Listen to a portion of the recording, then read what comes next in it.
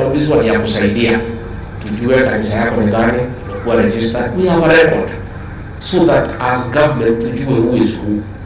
Because iko wengine sasa wakora wanashika Biblia wanatumia hiyo kutafuta pesa na kufanya maovu. The DP say there are elements exploiting the Bible for commercial enterprise and to promote criminal activities. Hakuna mtu wako na vita na kanisa hata kidogo. Ile iko watu wawili watatu kwa maelfu ya makasisi ambao ni wahalifu na wanatumia kanisa kutenda maovu. Hao watachukuliwa hatua kisheria. Na si kanisa peke yake iko na watu wawili wahalifu. Hata kwa serikali tuko na watu wawili watatu wahalifu. Kwa polisi wako. Kwa madaktari wako. Hata kwa media iko. He, however, said that the government will continue defending the constitutional freedom of worship. I want to confirm that our constitution guarantees the freedom of worship, and President William Ruto and I took the Bible before God and men and swore to defend and uphold the constitution. We shall guarantee to the letter the freedom of worship. And ourselves, the President and I, are friends of the Church of Christ. And it is your prayers that brought us here. Stating that the government will not allow criminals and extremists to hide behind religion. The Deputy President said those responsible for the events leading to the Shakahola massacre will be held personally liable for the death. Asking the religious and church leaders to support the recently launched review of the regulations governing religious organizations, the Deputy President said the government will continue to protect the freedom of worship as guaranteed by the Constitution.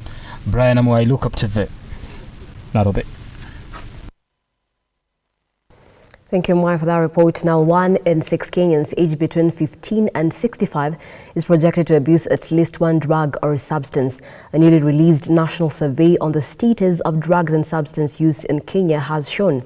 The 5-year survey reported the highest prevalence of at least one drug or substance of abuse in the Western region at 26.4%, followed by Eastern with 20.7% and Nairobi at 19.1%.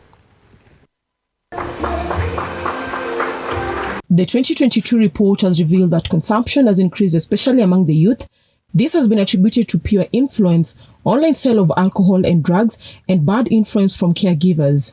What we are seeing is a serious and growing problem of drug and substance abuse in the country. And what we are seeing is the fact that the younger population is more into drug use than even the elderly people.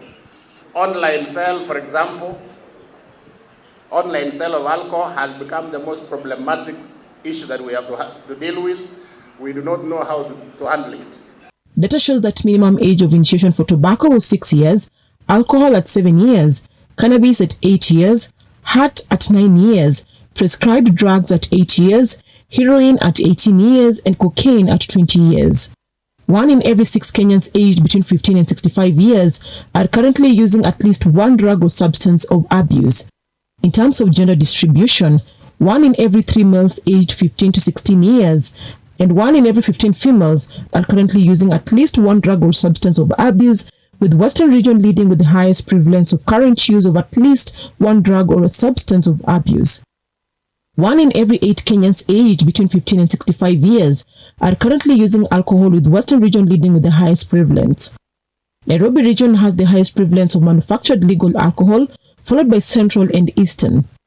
Western region has the highest prevalence of current use of changa, followed by Nyanza and Rift Valley regions. Western region also has the highest prevalence of current use of traditional liquor, following by Coast and Nyanza regions. Central region has the highest prevalence of potable spirits. Places where bars are supposed to be closed. You know, as Kenya, we want to be a working nation. So bars are not supposed to be open in the morning. And all these other portable spirit places of sale The time is from 5 in the evening until 11. We are asking all those in the business to make sure that is complied with. In terms of specific drug abuse distribution, Western Region leads in prevalence of current use of alcohol. Central Region has the highest prevalence of current use of tobacco, while Eastern Region has the highest prevalence of current use of hart. Nairobi Region has the highest prevalence of current use of cannabis. 1 in every 500 males aged between 15 and 65 years and 1 in every 333 females are currently using prescribed drugs. Coast Region has the highest prevalence of multiple drugs. This comes in the wake of Deputy President's efforts in waging war against consumption and selling of illicit brew in Central Region and Kenya at large. We either win this war or we lose our generation. It is a fight that Nakada is calling for joint efforts to salvage the situation that has taken over the youthful population, a number that has almost doubled since the last survey carried out in the last 5 years. Cecilia Lubanga, Lookup TV, Nairobi.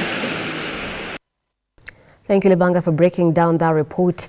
Azimio leader Raila Odinga has weighed in on the ongoing debate about the housing fund tax proposed by President William Ruto. Raila said the idea is good, but some Kenyans already have houses and should not be subjected to housing fund tax.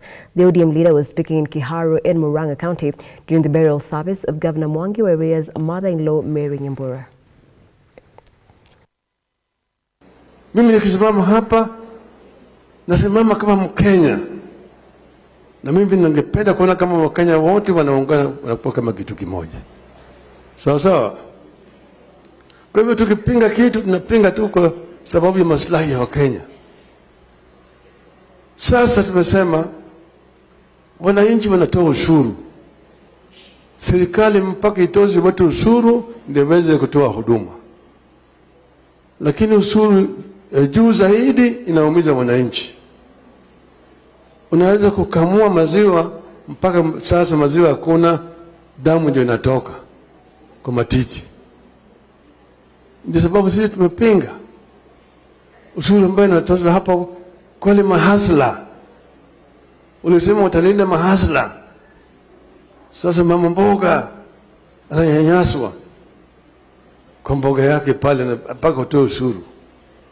Kijana hasla ameanza biashara kidogo hii ya ICT, anatoza ushuru kubwa zaidi.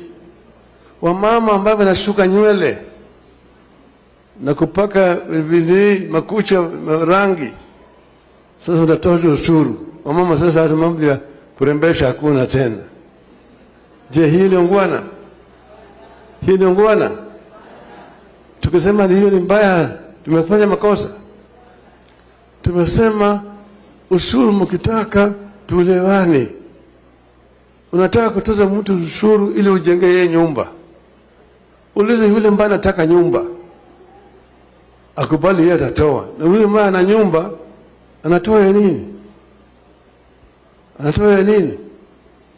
Kwa hii mambo ya kujenga manyumba ni vizuri, lakini kuna wengine tayari wako na manyumba. Hakuna haja kutoa hiyo toza hiyo ushuru. Haya yote ni sababu sisi tumesema hiyo sio sawa. Ukisema tutoze ushuru, watu waketi chini, wazungumze, waelewane.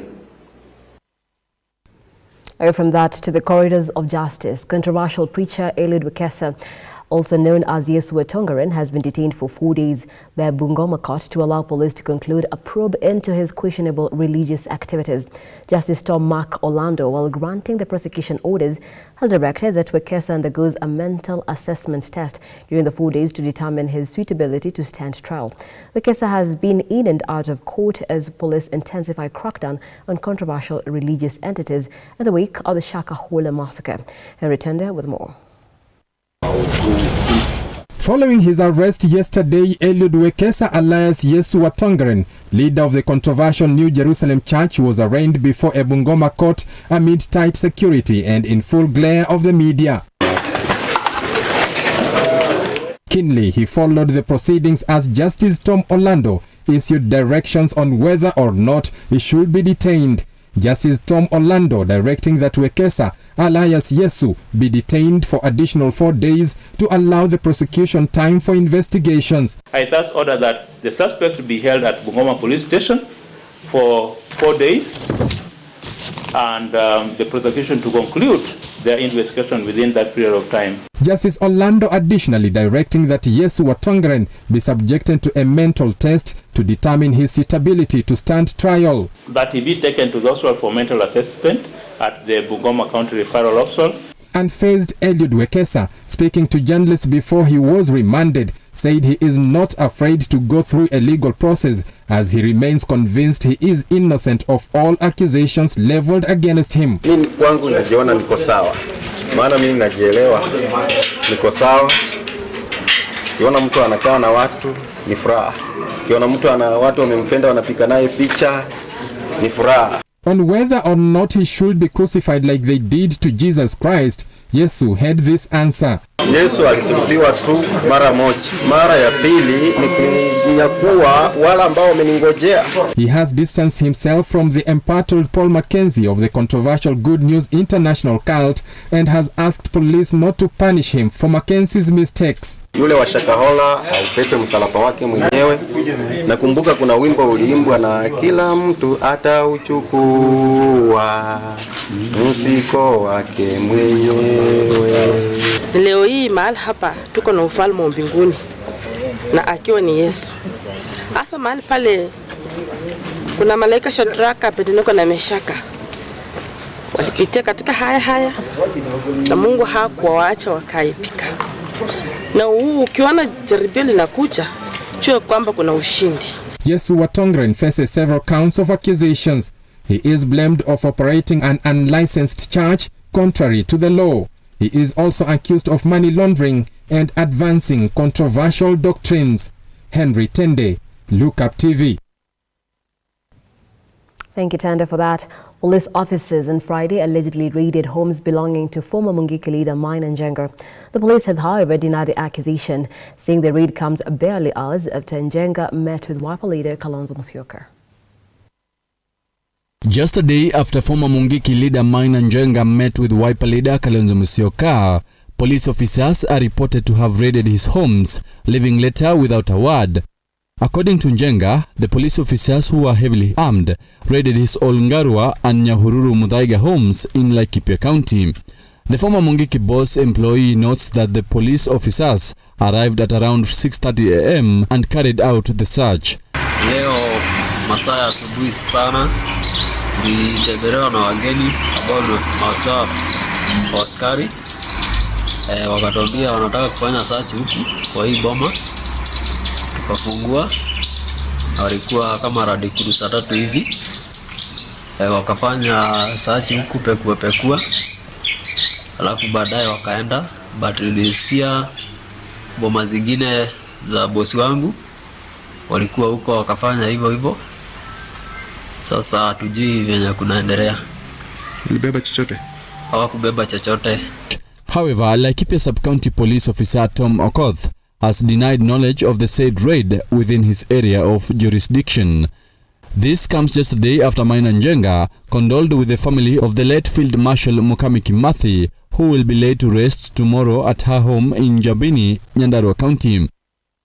The former Mungiki boss is expected to accompany opposition chief Principal Raila Odinga to Mukami Kimathi's burial that is expected to be graced by President William Ruto. Samia Dika, Lookup TV.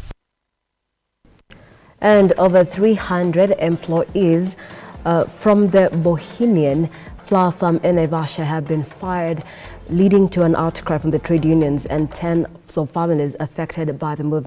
According to the employees' leader Eric Zakayo, the group was first suspended in December last year before being issued with summary dismissal letters. Lydia Mweri with more details. Sorrow and grief for the 300 employees and their families. They were employees of the Bohemian flower farm in Naivasha. The reason behind their dismissal is unclear. Sisi tumedhulumiwa kabisa katika kampuni ya Bohemia. Tumetolewa mnamo tarehe 5 mwezi wa 12 2022 kwa sababu ya strike ambayo ili happen katika kampuni ya Bohemia. Na kufikia wa leo tukapewa suspension. Kuna wale management walipewa suspension since that date. Pia wafanyikazi nao wa general workers wakafatishwa wakapewa suspension ambayo imeishia katika summary dismissal. The chairman of the Fair Trade Organization for the Farm, Justice Obiri, has called for the help in reinstating the suffering employees to their jobs. Wafanyikazi wa Bohemian wanaumia. Kuna issues mingi, mazingira yao ya kazi ni mbaya. Dhuluma ya mshahara pia iko hapo hivyo. So, being a chairman of Fair Trade, ningetaka Fair Trade International, naongea mkisikia kwamba Fair Trade ya Bohemian na kampuni iko na shida. Na kuna so many things ambazo hata wako support kuwa dissatisfied as we speak right now. On the other hand, Naivasha Labor Officer Margaret Obegi has admitted that the dismissal was not done according to the proper procedures. Tumeita mkutano next week on the 18th, so we are on top of things and we are hoping that those concerns tutazishughulikia as per the law. There are most of their concerns actually they are genuine, and as a labor officer in my view, they are against the law. So we'll just recommend so that they start following the law. It is now time to decide how to address this issue. Elsewhere, 137 employees from Rongo University have been fired. Deputy Chancellor Professor Samuel Gudu confirmed that it is due to the government reducing its funding. However, it has been said that their privileges will be paid. The reason why we had also to do redundancies because of this acute funding, the university was forced to cut down on the number of departments and administrative positions.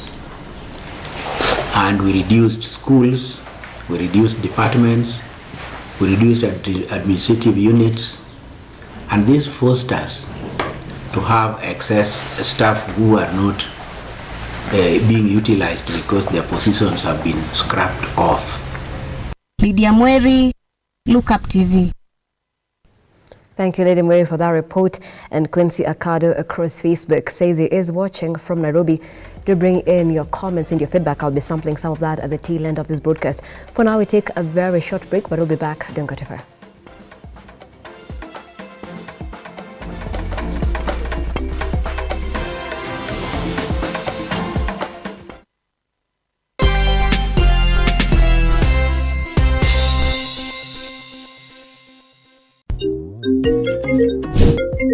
Hey darling, are we still on for a coffee date? I'm waiting for you to come and pick me up. I should be able to pick you in a few.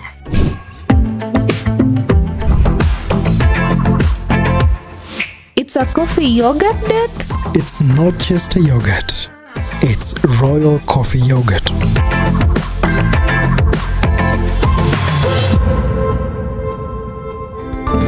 Flow with the sweet taste of thick and smooth Royal Fresh coffee yogurt.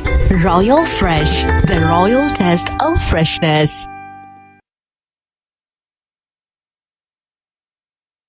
We as Novena United Circle are a society that is able to provide a platform for business startups by providing financial aid to members and creating a platform to accumulate their savings.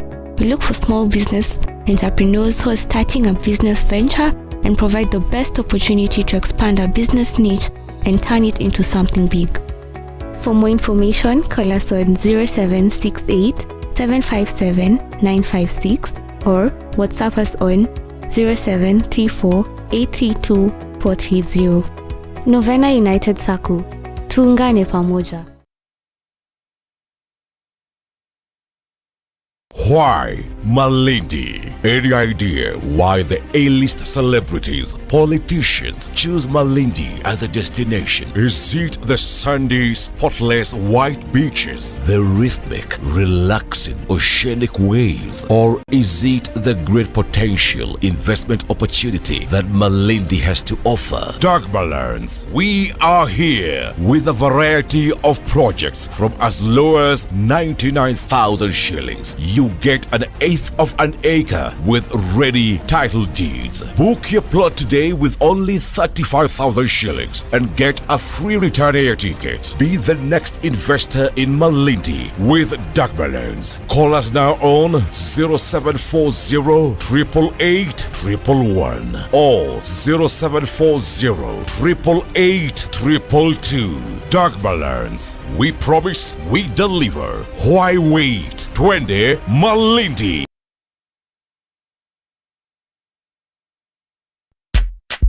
Sensei Institute of Technology is the home to the best practical courses. giving you a hands-on experience to handle the world. A place to build your skill and see the world in a different.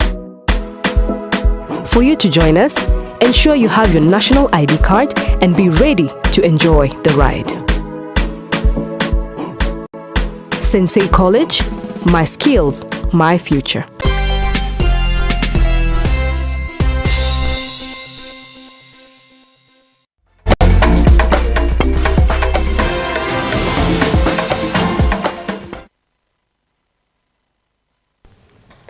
Welcome back. Thank you so much for staying with Lookup TV. The hashtag is Lookup Weekend.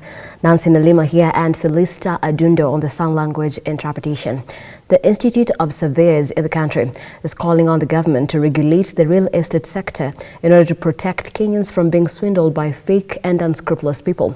Issuing a press statement following media reports on Kenyans who have fallen victim to the swindlers, the professional body called out the attempts by some real estate practitioners who are purporting to be in a position to regulate themselves, saying it is only Parliament that the regulation should happen. It is very difficult one. I think our attention was drawn to the attempts by the people who have been accused of defrauding Kenyans.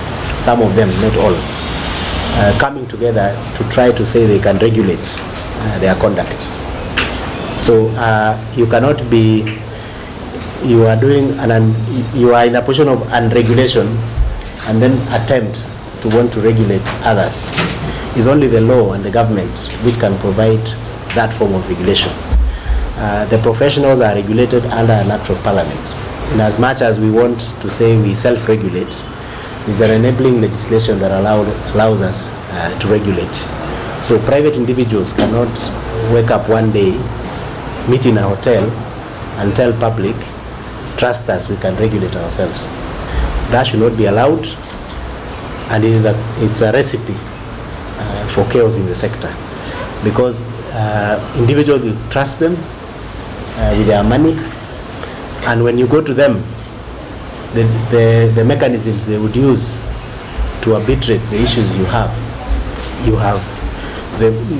no control, and that is why the government has to have the power through parliament, people's representatives, to regulate what people do out there, especially touching on the public and the money where people are buying properties.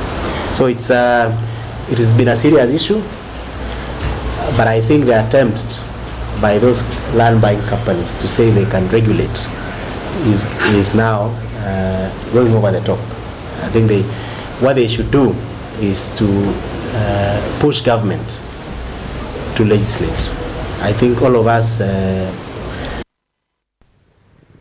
And residents of Shinzu village in Kakamega County are calling on the government to improve on security after the escalating theft incidents that have led them to live in fear. The residents are urging the security department to put up a police station in the area.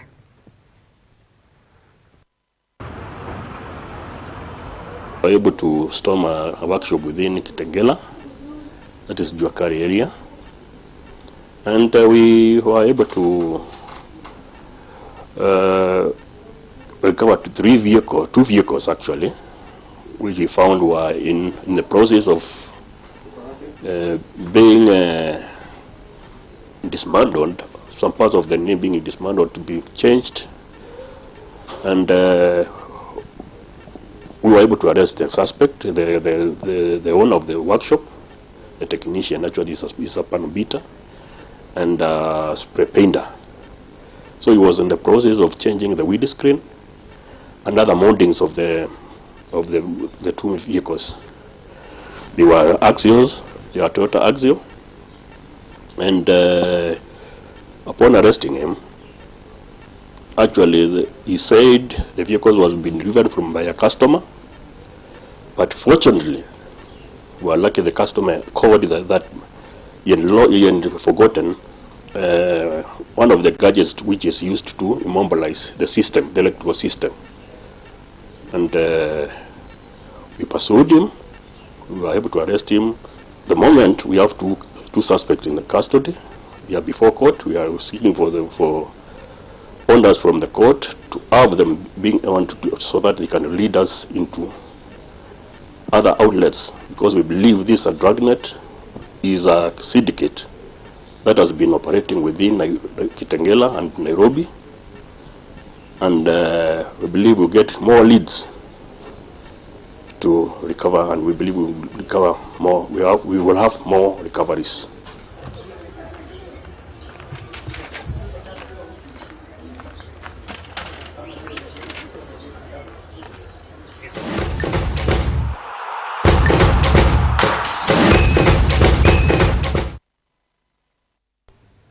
Time now to get sporty. Five-time World 100 meters champion Shelly Ann Fraser-Pryce has withdrawn from the fourth edition of the Cape Kano Classic, scheduled for tomorrow at Kasarani Stadium due to a sudden injury. The newly crowned Laurier's World Sportswoman of the Year left the athlete's hotel in early hours of Friday in the company of her coach Rinaldo Walcott and physiotherapist Kenel Brown. Fraser-Pryce was scheduled to plant a tree at Kasarani as part of the Athletics Kenya's sustainability program.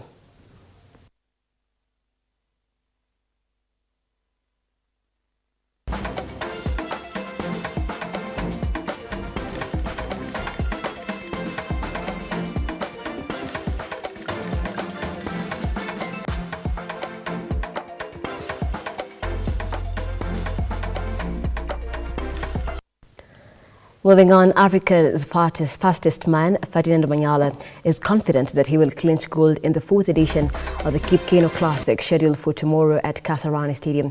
Omanyala, who broke his own record in Botswana Marathon, expressed his confidence and promised his fans a victory and urged them to come in large numbers to support the event.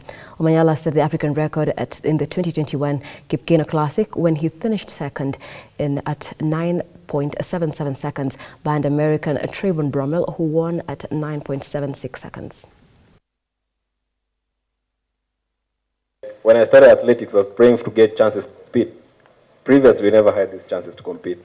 And now I have the chances to compete. Last year, I won the Commonwealth Games in August, and I was running fast in February. So I don't think that affects me.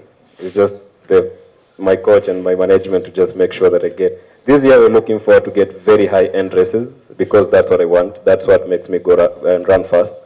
So that's why we're getting to, we've already done one gold tour. We're doing another one tomorrow, and then now go to the Diamond League. I believe after the 3 Diamond Leagues, I'll just take a 1-month break and now wait for the Budapest World Championships. But either way, I can compete every day. Mental strength, because that's what has been carrying me all through.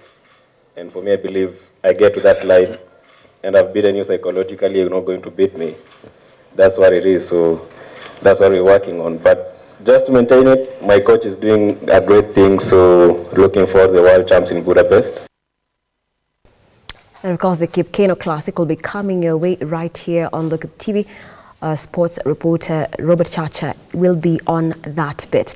Moving on, reigning champions in the FKF Premier, Tusker FC head coach is optimistic of winning against Kariobangi Sharks in the FKF Premier tomorrow at Nyayo Stadium. Tusker FC, which is the reigning champion, in the second position with 61 points and 2 points behind Gor Mahia after playing 29 matches. It will be a tough match, but we will take the game by game. So our aim and our plans, or planning for Sharks, we know it's a hard game, but we want to play well and try to win the game so that we can get 3 points for us to maintain to be on top of the league like other teams. We have breathed at least, but not so, because we have been active rest. If you rest, don't just rest completely, actual rest, so that we know the next assignment, we have next assignment. So we are a bit to try to organize ourselves and try to rectify the past mistakes, because when the league is on and is congested, you don't have enough time to prepare, even to motivate your players. But when you have time, there's the area where you can insist and instill that discipline in it. So we have tried. We have tried as much as we can to at least to make sure that every player is ready and he knows what he wants to do, and our intention and also our goal. First of all, we are champions. That's why you have to know, and that's still motivation to everybody. And also we have that urge. We still have that intention of retaining the trophy First of all, that is still motivation to any player who is willing to achieve and to make a history for himself. So that's motivation. Second motivation is about how coach you juggle your squad and how you give every player a chance, so that every player in the team must know that he's ready, is there to play. So you just try to change the team, give others rest, enough time to work harder in the next assignment. And Manyala's youngest brother, Isaac Omura, is hopeful of breaking his record in the 100 meters. Omura, who is the national 100 meters champion, says he has learnt a lot from his brother, especially during the training. I learn almost kila kitu about sprints, juu yes I international, na pia mimi aspire kufika huko. So everything anafanya na watch and learn. So kila kitu about sprinter. Kimbia shule, high school, nilikimbilia shule. Shule gani? Alliance High School. So after form 4 nikamwambia, then akasema yana shida tuanze kutrain. Akaanza kutrain January. January this year. Yeah, January this year. Nilikimbia Africa last week. Nilikuwa East Africa. Nimekimbia. Yeah. Kina picture yake ni behavior, discipline, hiyo focus, determination. Hizo sema tu hizo personality zake tu ndio mimi pick mostly. Obvious, mzadai kupita speed yake. Ndapita napita. Ndafika pali yako afu ndapita pia. And kimbia nationals which next month. Yeah.